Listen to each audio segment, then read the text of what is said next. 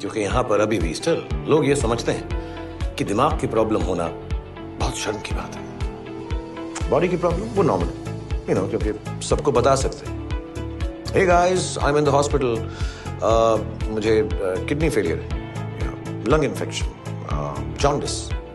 लेकिन अगर दिमाग की प्रॉब्लम हो तो सारी की सारी फैमिली एकदम साइलेंट.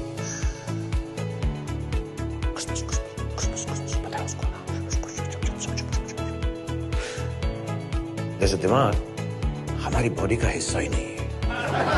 નમસ્તે. આ મૂવી ક્લિપ છે બોલિવૂડ મૂવી ડિયર જિંદગી, કે જેમાં એક્ટ્રેસનો રોલ કે જેને મેન્ટલ હેલ્થ પ્રોબ્લેમ, માનસિક સ્વાસ્થ્ય પ્રોબ્લેમ, ડિપ્રેશન, એન્ઝાયટીથી તે સફળ થાય છે અને થેરાપી સારવાર પછી તેના જીવનમાં કઈ રીતના ખૂબ જ સારું પરિવર્તન આવે છે તેમાં બતાવ્યું છે. આ ક્લિપ માધ્યમથી હું એ જ કહેવા માગીશ કે જે વ્યક્તિઓ કોઈ પણ માનસિક સ્વાસ્થ્ય સમસ્યા, મેન્ટલ હેલ્થ પ્રોબ્લેમથી સફળ થાય છે, તેના લક્ષણોથી પીડાય છે અને અંદરો અંદર ખૂબ જ સંઘર્ષ કરે છે, ખૂબ જ યાતના અનુભવે છે, ડિસ્ટર્બ થાય છે, પણ તેઓ સારવાર લેતા નથી કે સારવાર લેવા માટે પહોંચતા નથી. તેનું કારણ ક્યાંક ને ક્યાંક મેન્ટલ હેલ્થ, માનસિક સ્વાસ્થ્ય વિશે નકારાત્મક વલણ છે, ડર છે, બીક છે, શરમ છે. આપણા કલ્ચરમાં, સોસાયટીમાં મેન્ટલ હેલ્થ ઉપર જે નકારાત્મકતા છે તે હોઈ શકે છે. તો જેમ આપણા ઘરમાં કોઈ પણ વ્યક્તિ બીમાર થાય, શરીરની તકલીફ થાય તો કેમ બધા જોવા માટે આવે, તેની સંભાળ રાખવા માટે આવે છે. આપણે ઘણી વખત તો ઘરના સભ્યોએ એવું વિચારવા માંડે કે હવે ન આવે તો સારું, એટલું બધું જોવા માટે બધા આવતા હોય છે. તો કોઈ પણ ઘરમાં કોઈ વ્યક્તિ મેન્ટલ હેલ્થ, માનસિક સ્વાસ્થ્ય પ્રોબ્લેમથી પીડાય તો શું તે વ્યક્તિનો તેના ઘરના સભ્યો દ્વારા સપોર્ટ થવો, તેનો ટેકો મળવો જરૂરી નથી? શું માનસિક સ્વાસ્થ્ય, મન, મગજ એ પણ આપણા શરીરનો ભાગ નથી? તો આપણા શરીરની કોઈ પણ તકલીફ થાય તો આપણે તેના માટે તરત જ દોડીએ છીએ, સારવાર માટે ટ્રીટમેન્ટ લઈએ છીએ. તો માનસિક તકલીફ થાય ત્યારે શા માટે આપણે એમાં કોમ્પ્રોમાઇઝ કરીએ છીએ? તેમાં શા માટે આપણે સારવાર માટે આપણે આગળ નથી આવતા? તો આ બાબતે આપણે અવેર થવાની જરૂર છે. માનસિક હેલ્થ, હજી પણ લોકોમાં માનસિક સ્વાસ્થ્ય બાબતે ઘણી બધી નકારાત્મકતા છે. એમાંથી બહાર નીકળી અને આ પ્રકારની સમસ્યા માટે, તેની સારવાર લેવા માટે, આગળ વધવા માટે, આગળ કરવા માટે બધા જ સોસાયટી દ્વારા, ઘરના સભ્યો દ્વારા સપોર્ટ આપવાની જરૂર છે.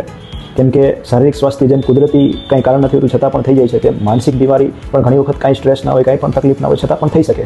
અને તેના માટે પણ જેમ શારીરિક તકલીફ માટે સારવાર ઉપલબ્ધ છે તેમ માનસિક સ્વાસ્થ્ય માટે પણ સારવાર ઉપલબ્ધ છે. અને બધી જ પ્રકારની બીમારીઓમાં એવું નથી હોતું કે એની બીમારી માટે જે દવા છે એ એક વખત થયું એટલે આખી જિંદગી જ લેવી પડે. અમુક વખત સામાન્ય તકલીફ હોય તો એ થોડા સમય માટે દવાનો કોર્સ કરે અને સારું થઈ જાય છે. જે લોકોને વારે ઘડીએ તકલીફ થતી હોય તે લોકોને લાંબા સમય માટે રાખવી પડી શકે. જેમ ફિઝિકલ પ્રોબ્લેમમાં ડાયાબિટીસવાળા છે, કેન્સર છે, અલગ અલગ પ્રકારના દર્દી હોય છે, તેમ તેઓ કેમ સારવાર લે છે, સ્વીકારે છે. તે માનસિક પ્રોબ્લેમથી સફળ થતા હોય તો તેના માટે પણ સારવાર લેવી પડે, તેવું પણ આપણે સ્વીકારવું પડે. કેમ કે આપણે બે ઓપ્શન છે, કાં તો આપણે સંઘર્ષ અનુભવીએ, સફળ થઈએ, પીડિત થઈએ અને આપણે હેરાન થઈએ, ઘણી વખત આપણે કારણે આપણા ફેમિલી મેમ્બર્સ પણ હેરાન થાય. અને બીજો ઓપ્શન છે કે આપણે સારવાર લઈ અને આપણું માનસિક સ્વાસ્થ્ય પણ શાંત રાખીએ, સ્થિર રાખીએ, રિલેક્સ રાખી શકીએ અને તેના સેકન્ડરી આપણે આપણું જીવન સારી રીતના માણી શકીએ, એન્જોય કરી શકીએ. તો આ બાબતનું આપણે ધ્યાન રાખી આપણે સૌ લોકો માનસિક સ્વાસ્થ્ય બાબતે પોઝિટિવિટી, સકારાત્મકતાનો ફેલાવો કરીશું અને નેગેટિવિટી, નકારાત્મકતા જે છે તેને દૂર કરી અને આપણું શારીરિકની સાથે સાથે માનસિક સ્વાસ્થ્ય પણ જાળવણી કરી તેના માટે પણ જરૂર પડે તો સારવાર લઈ અને પોતાનું જીવન ખૂબ જ આનંદદાયક જીવીશું. ધન્યવાદ.